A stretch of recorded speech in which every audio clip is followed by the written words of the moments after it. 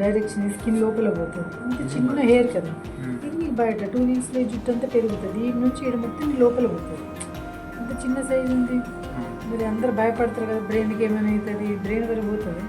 Brain వరకు పోలేదు, ఎంత లోపల పోతుంది. ఇంత చిన్నది ఇది, ఓకేనా?